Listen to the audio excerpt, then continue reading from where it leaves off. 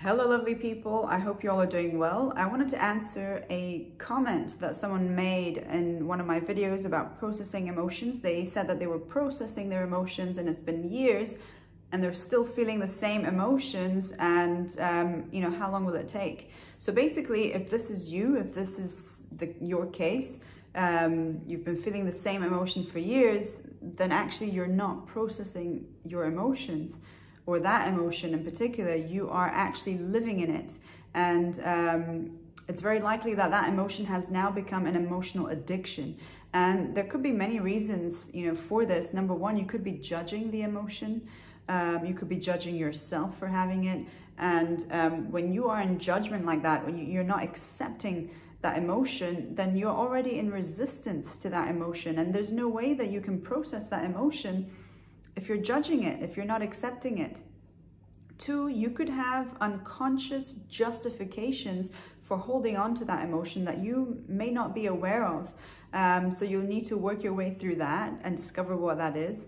And lastly, if it's an emotional addiction, which it sounds like it is, and it's likely that if you've been living in this emotion for years on end, then it definitely is an emotional addiction. You're using this emotion to avoid an underlying emotion, basically. And you need to look at what that emotional addiction is. What is it that you're avoiding feeling? And it will be different for every case, it will be different for everyone. So yeah, it's very challenging when you have a lot of emotional wounds, and especially if you're in the beginning of your journey, to do this type of work, because remember that your emotional wounds will filter your thinking. It will influence your thinking, and it will influence your perception of the world, your perception of certain events and circumstances, your perception of yourself.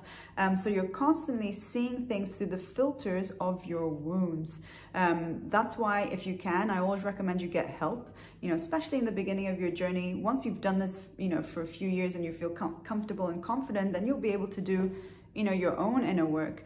But this type of deep inner work requires a lot of humility and sincerity to be able to see yourself, to be able to see how you justify certain emotions, how you judge certain emotions, and and all the reasons and justifications you use to navigate your way to avoid certain truths, to avoid certain emotions. And yeah, this is the challenging part, and this is where I find most people get lost.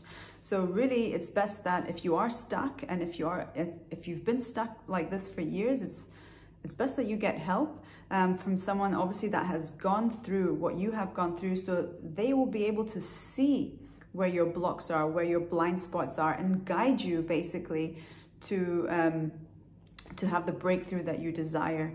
Because otherwise, remember that if you're already judging, and if you're already seeing through the filters of your wounds, and especially with judgment, you're going to judge your own unconscious, and things that are in your unconscious are not going to want to expose themselves to you, because you're already resisting it, you're already judging it, which makes it even more challenging. I hope this is making sense. But my point is, if you have been feeling the same emotions again and again, and you're not breaking through it, and it's been years, and actually you're not processing it, you're living in it, and it's very likely that it's become an emotional addiction. So I hope this helps. I hope this sheds some light maybe in your situation or circumstance. If you have any questions, feel free to comment below. And yeah, that's it for today. I'll see you on the next one. Bye for now.